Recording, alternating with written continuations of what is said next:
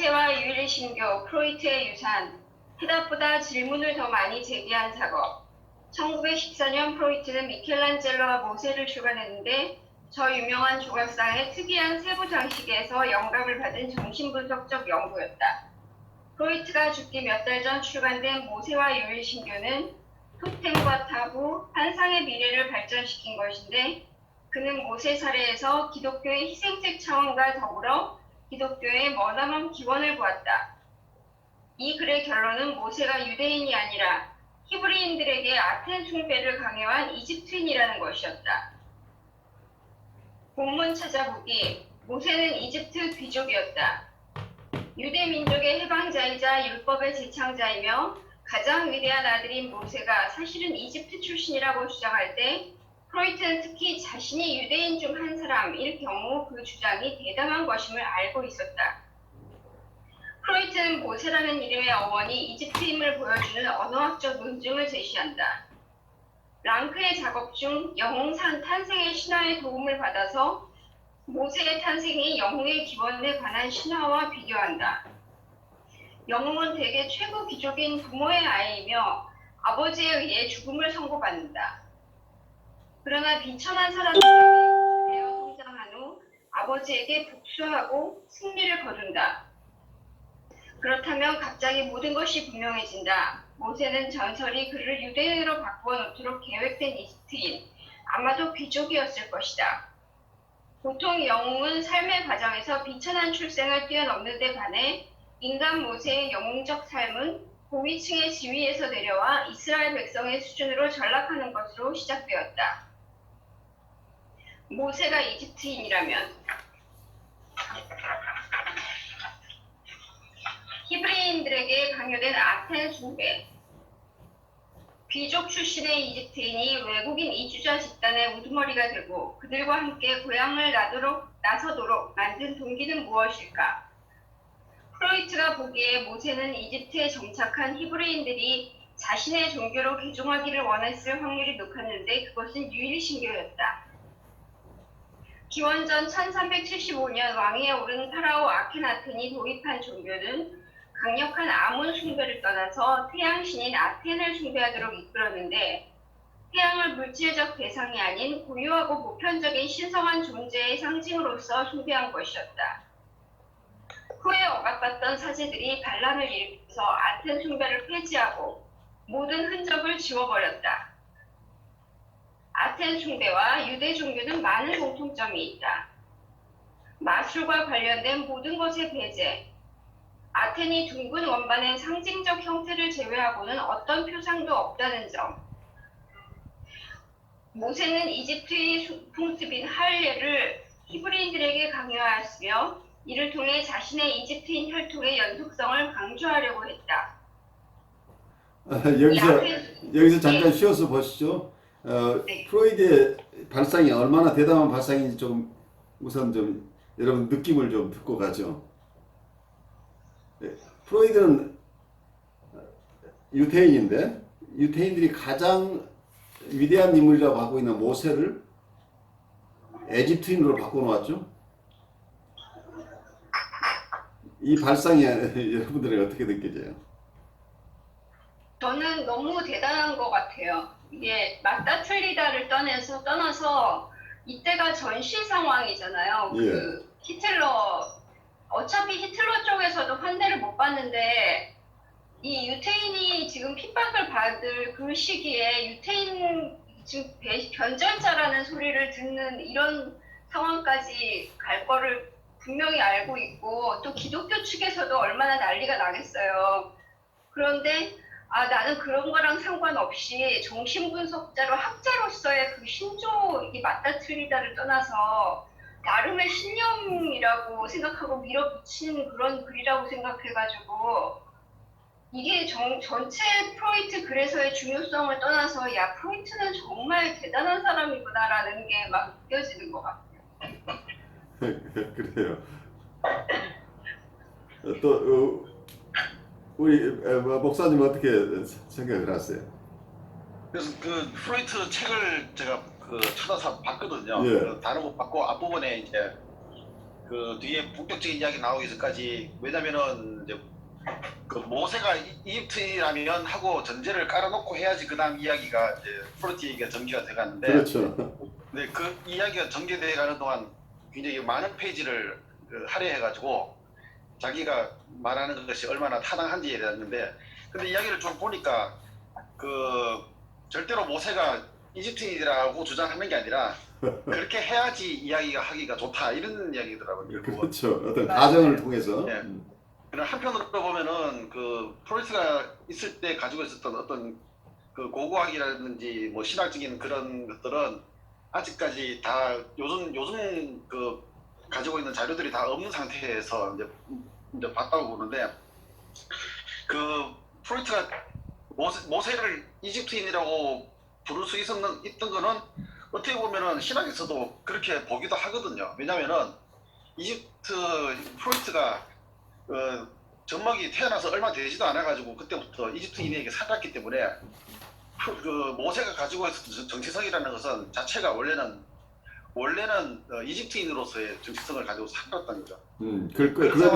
그런 점이 어떤 지금 프로이드의 얘기에 상당한 부분의 신빙성을 더해주죠.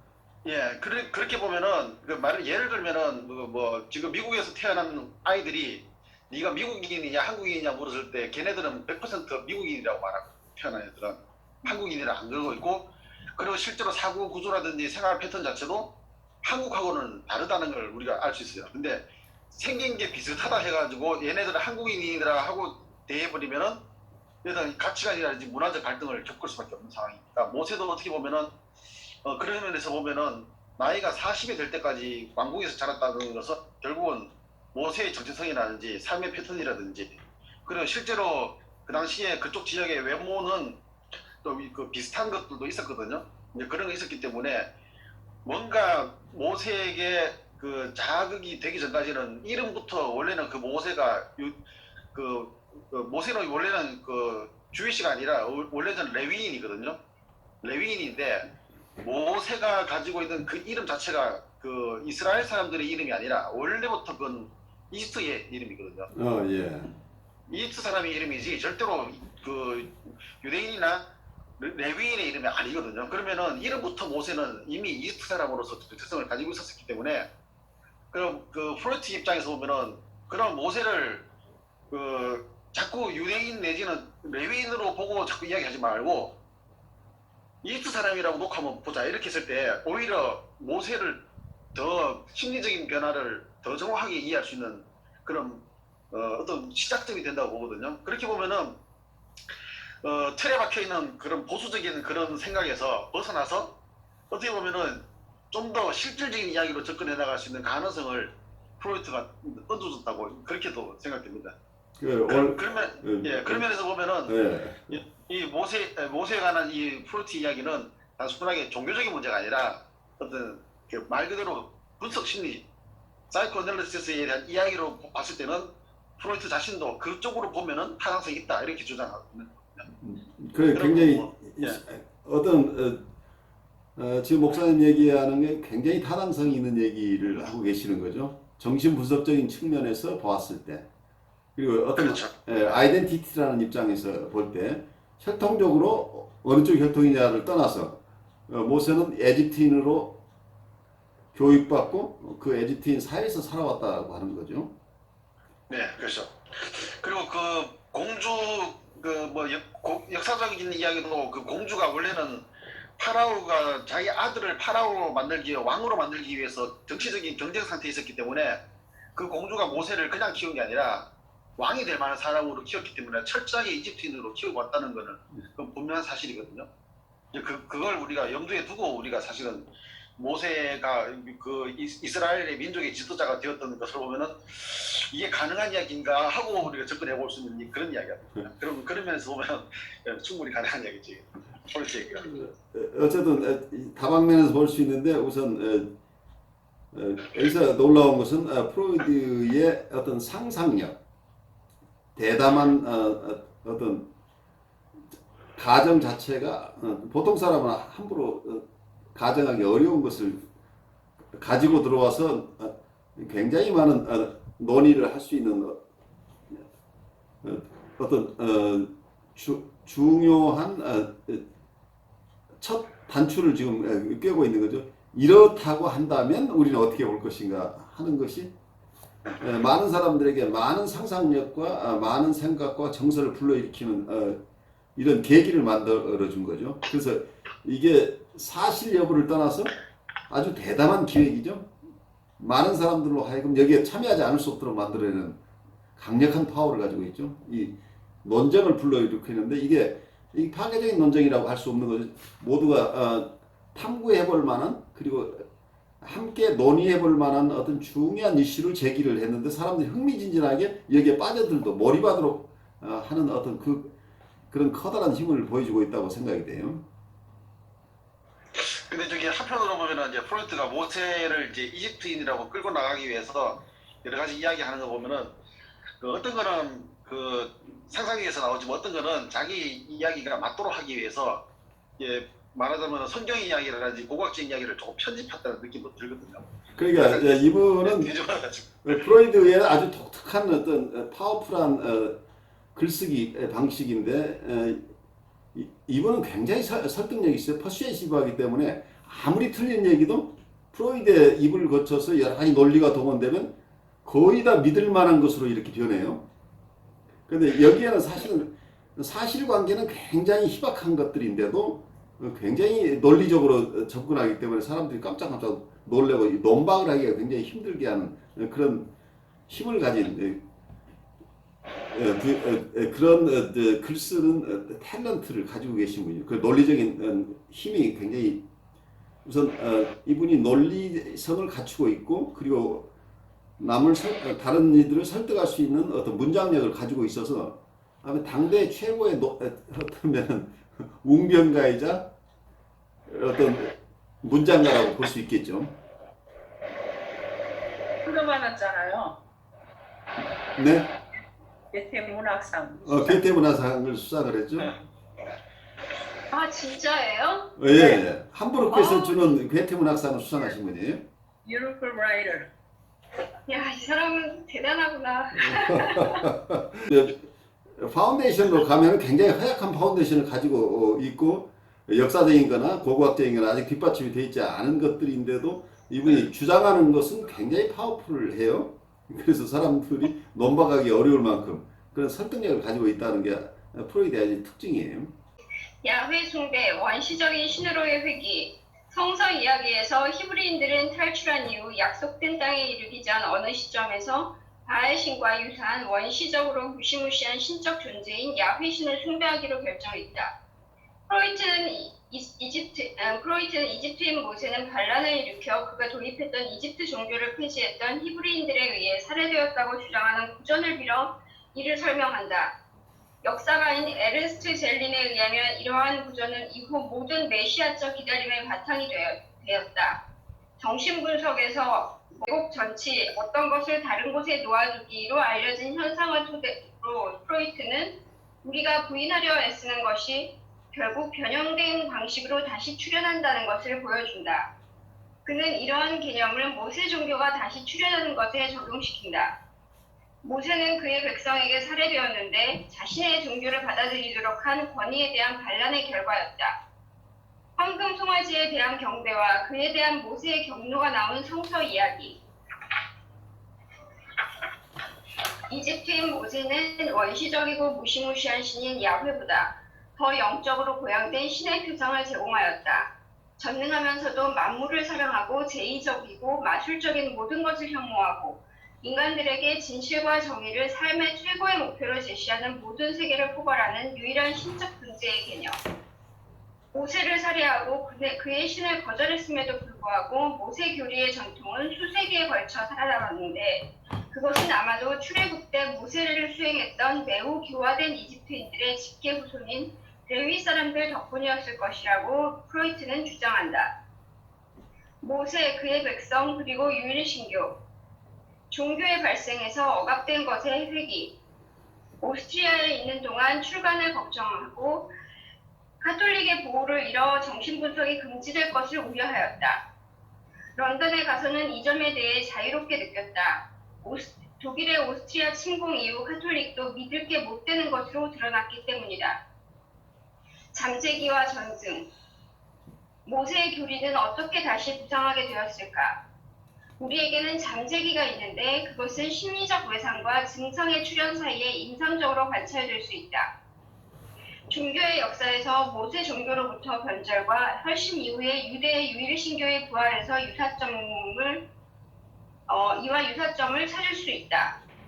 이러한 시간적 간격은 사건이 수세대에 걸쳐 전해지는 전승의 결정적인 역할을 담당한다. 그리고 여전히 작용하는 것은 위대한 과거의 이러한 전승이다. 그것은 점차 사람들의 마음을 지배하는 힘을 점점 더 획득해 마침내 야훼 신을 모세 신으로 바꾸어 놓고 폐기된 모세교를 다시 일깨우는 데 성공한다. 신경증에서의 잠재기.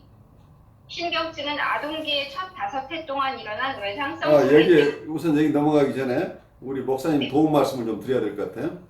왜냐하면 우리가 잘 모르는 분야니까 지금 여기서 야훼와 어떤 야훼하고 에집트의 신을 이게 구별해서 지금 설명하고 있는데 혹시 이 부분에 대해서 좀 설명을 주실 수 있겠어요?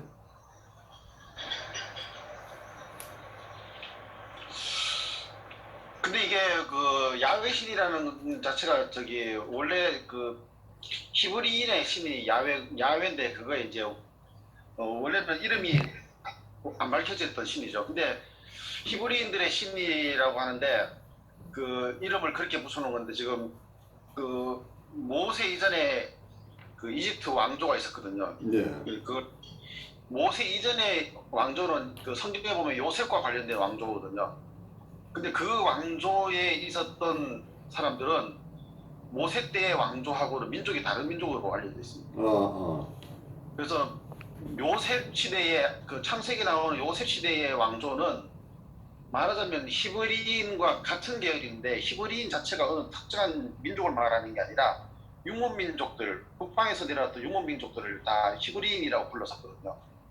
그 사람들이 그 메소포타미아 지역에서부터 이렇게 쭉 내려와가지고 이집트로 와가지고 이집트 본토 사람들을 밀어내고 왕조를 차지하고 오랫동안 유지해오다가 출애굽기에 뭐라고 나와 있냐면은 요셉을 알지 못하는 새 왕이 나타났다고 하는데 그게 뭐냐면은 왕조가 바뀌어가지고 원래 이집트 본토에 있던 왕조가 다시 일어나가지고 세력을 키워서 히브리인을 몰아낸 거거든요. 그래서 몰아냈기 때문에 이스라엘 사람들이 그 이집트 땅에서 나일 삼각주에서 정착하고 있었을 당시에 가지고 있던 신의 이야기는 요셉과 함께 했던 그 이집트의 신의 이야기하고는 유사성이 있었고요. 새로운 모세 때의 왕조가 바뀌면서는 그 유사성이 깨어진 상태에서 적대적 관계로 바뀌게 됩니다. 그래서 거기서는 이집트의 신과 이스라엘의 신 자체는 대적하는 관계라 가지고 본토 사람들은 그 이스라엘 사람들을 밀어내려고 하는데 여기에 보면 아까 뭐라고 되냐면은 레위인이 이집트인의 직계 후손이라고 되어 있는데 그거는 직계 후손이라는 말도 좀 어폐가 있긴 한데 있다 그래도 모세 때 왕조의 직계 후손이 아니라 이전 왕조 그걸로 봐야 된다는 거죠. 그래서 그 당시로 말하면은 민족들이 다 그 민족 대 민족의 대결이 신과 신과의 전쟁이라고 보면은 이미 이집트 안에서는 그 여기서 말하고 있는 프로테가 말하는 야훼 숭배라고 말하는 것은 원래 히브리인들이 가지고 있는 저 태성에서 나온 어떤 신의 이야기하고 지금 이집트가 새로 원래 본토 그 이집트 원주민들의 가진 신과의 어떤 대결 구도에서부터 이야기가 전개되고 나가고 또 그렇게 보시는 게 나을 것 같습니다. 그러니까 에집트의 신과 원래 이스라엘 사람들의 신과의 서로 다른 측면이 여기에서 부각되고 있다 이런 얘기죠. 예, 그렇습니다.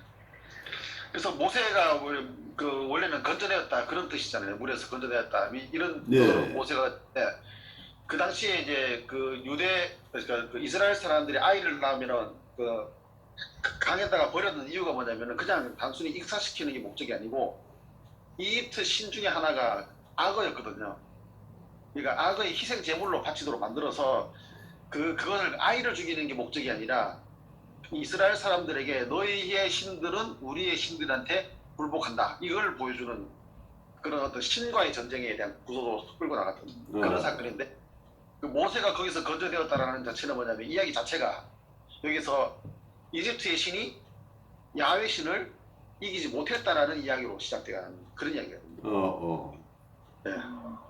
아주 그래서 이제 이게 단순하게 민족 대 민족의 이야기뿐 아니라 그 오랜 수천 년 전부터 가지고 왔던 어떤 민족 안에 있는 무의식적인 그런 면까지 다 해가지고 서로 간에 어떻게 보면 갈등 구조를 갖다가 계속 이제 이야기를 또 이제 모세 때 더 첨예하게 갈라지는 그런 이야기예요. 어떤 첨예한 대결 관계에 있었다는 얘기죠. 예.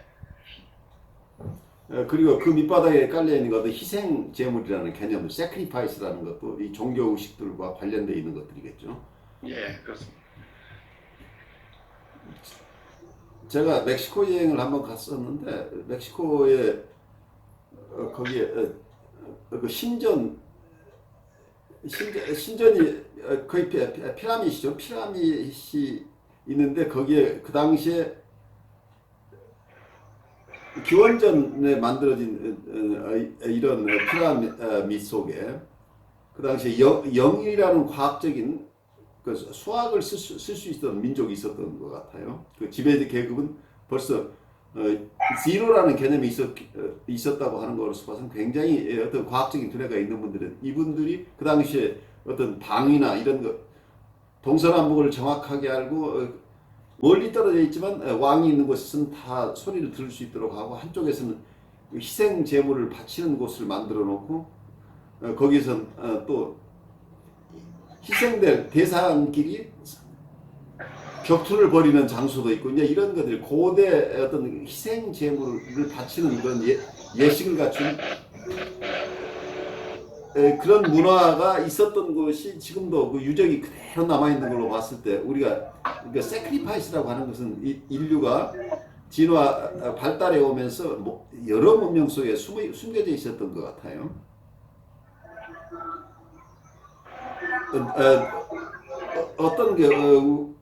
어떤 의미로 sacrifice가 일어나는지 각각 다르겠지만 인간을 희생시켜서 그 당시는 원시적으로는 경노하는 어떤 자연신이나 이런 신적 존재를 달래는 예식으로서 어떤 인간을 제물로 바쳤던 것들이 굉장히 오래 지속됐던 것 같아요. 그래서 어쩌면 우리